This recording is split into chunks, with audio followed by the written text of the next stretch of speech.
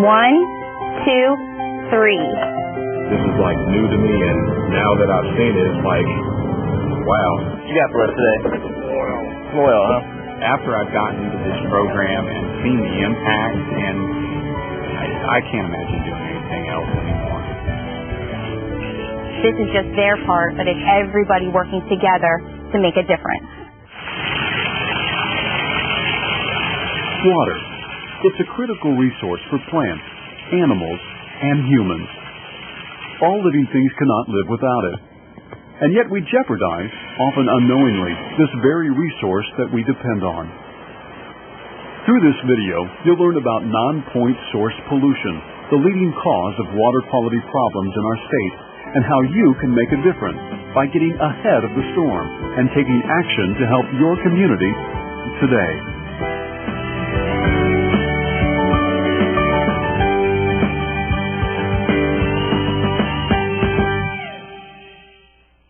This program is made possible by a 319 grant from the U.S. Environmental Protection Agency, administered through the Indiana Department of Environmental Management, to the Project WET program of the Division of Soil Conservation of the Indiana Department of Natural Resources, in cooperation with Purdue University's Department of Agronomy.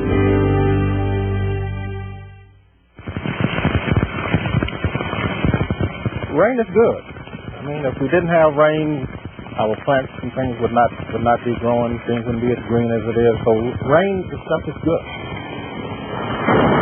A light rain will tend to soak in, but if you get a heavy rain, you'll get increased runoff, and with that, increased erosion. You get a lot of rain in a short amount of time, and it's just too much for the streets to handle. And sometimes too much for the storm drains to handle. Storm drains were designed for one thing and one thing only: stormwater. What's okay to go down the storm drain? Rain. Stormwater. Yet storm drains are carrying a lot more than stormwater. Today we're testing the nutrients in the water. The water samples are very unstable because of pollutants. It's really sad once you think about it. I didn't know that we have an effect on this river right here. Not only do we have an impact on our local waterways, we have a huge impact. Many people don't realize that their storm drain goes directly to the nearest body of water. And what it carries with it is the leading cause of water quality problems in our state. It's called non-point source pollution. There is no one single traceable source, but rather many diffuse sources. You cannot point to the pipe. You cannot point to exactly where it's coming from. It's coming from everywhere. Everybody influences non-point pollution. The challenge is keeping pollutants off our roadways so they're not swept into storm drains. Pollutants like pet waste, lawn clippings that contain fertilizers and pesticides, detergents. There is a lot of things that people do on a regular basis that they're not aware has an impact on water quality. One way to make people aware of the effect they have on our waterways is to mark the storm drain itself. Anything that you're putting in a storm drain, if you could stand next to me and throw it in the creek, and feel okay about it, then it's accessible. We'll talk about 4 ways to mark storm drains, but there are others. No matter which way you choose to mark storm drains, you should always think about 3 things: permission, safety, and education. Permission requires a little bit of planning. We gave ourselves 2 to 3 months to plan because there were certain things that just couldn't have happened in a shorter time frame. For permission forms and other materials you'll need for your storm drain marking project, contact the Indiana Department of Natural Resources. Once you receive permission for your storm drain marking project, safety is the single most important issue. First, make sure volunteers wear a safety vest or brightly colored t-shirt.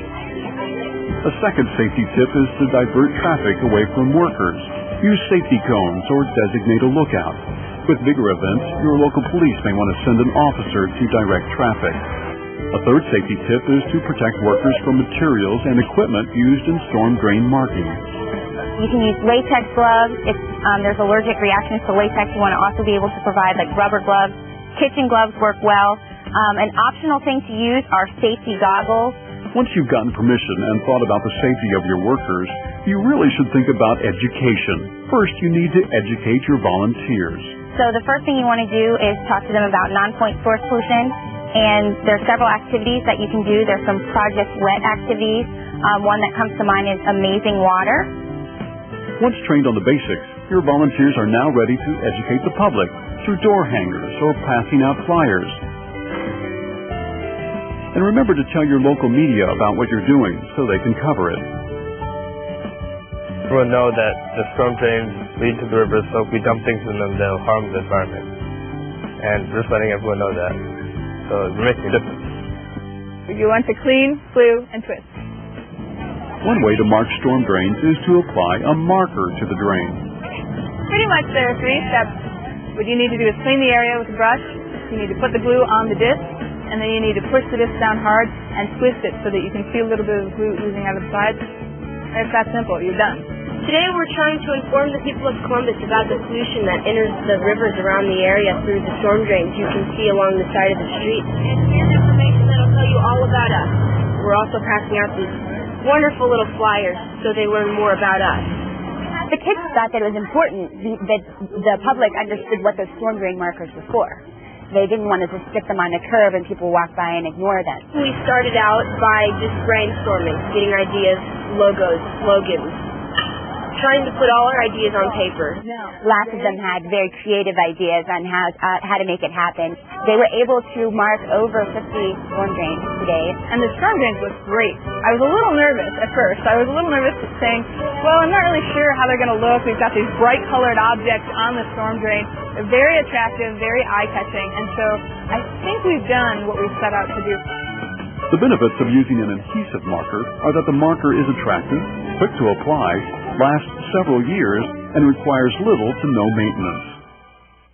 A second way to mark storm drains is to purchase drains with the stencil already imprinted in the metal. The main benefit is that the imprint lasts the life of the drain. That looks good, Nick. A third way to mark storm drains is stenciling. There are 3 basic steps: clean, set, and paint. The first step... Go ahead and start with the sweeping. Make sure that you sweep that street very well because you want to get rid of all that loose debris. Pick up any trash to prevent it from going down into the storm drain. After the area is clean, prepare the stencil for painting. And we want to make sure that we get it nice and centered and surround the stencil with the cardboard. The third and final step is to paint over the stencil. We are using environmentally friendly white spray paint. You just want to hold the can about 6 to 8 inches from the stencil and use a side-to-side motion or an up-and-down motion, and make sure you really fill in those letters, but you don't want to get the paint too thick or it'll run. And then you just want to make sure you lift it straight up on 3. 1, 2, 3. Good one. Want to make sure that we get the stencil back into the trash bag because we don't want to drip any paint, and we're ready to move on to the next storm drain. 12 down, 20 to go. One of the biggest benefits to stenciling is that it reaches a large number of people. The reason why we have chosen storm drain stenciling is because it is not permanent, so the kids will have to come back in a year or two to re-stencil the message, and that way we're educating that many more people and we're getting that many more people involved in the community.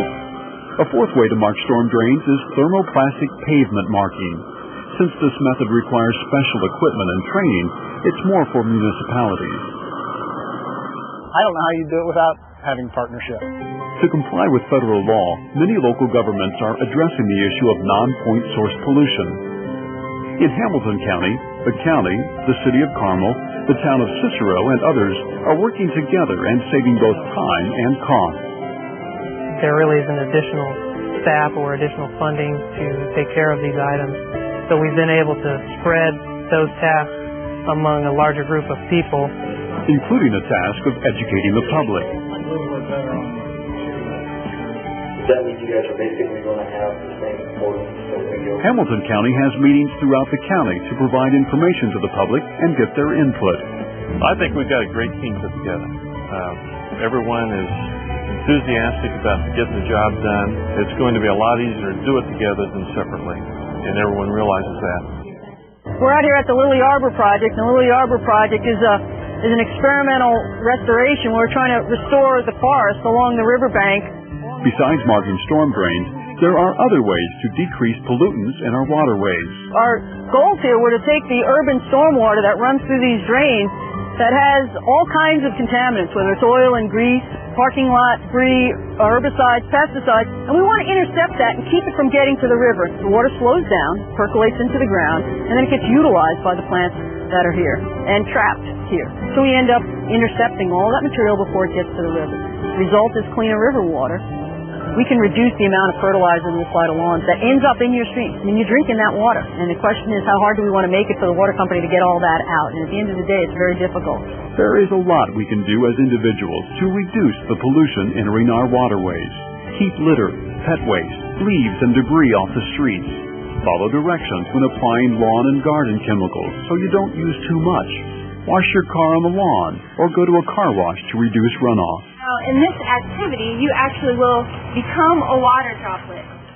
Learn more about water quality in your neighborhood through programs offered by the Indiana Department of Natural Resources and the Indiana Department of Environmental Management. How you doing today? Good, how you doing? Not too bad. Batteries, oil, paint, antifreeze, just things around the house mainly. And dispose of household chemicals properly by making a trip to your local household hazardous waste recycling center. Find the nearest location by contacting the Indiana Department of Environmental Management. The word's getting out about the program, and most people, when they find out about it, when we talk to them, we're enthusiastic to have a place. We've pretty much doubled our participation and poundage in the program since 2000. After I've gotten into this program and seen the impact, and I can't imagine doing anything else anymore. We're pretty proud of it. There's over 10,000 trees. All of the residents acting together can make a huge difference. I think it's important that we leave this area better than when we found it. And so far, I think we've done great strides in that, but we have a ways to go yet. We need the water. The land needs the water. Without the water, we can't survive. The water needs to be clean. The kids have a really good sense of, I did something good today. I'm really helping to keep the water clean. So they really go home with a good feeling that they're doing something positive for the community.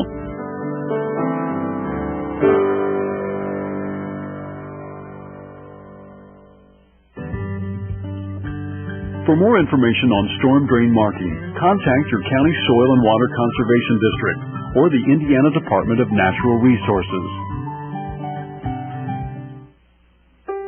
Special thanks to Lisa Bales and Susan Schultz in the planning and production of this program.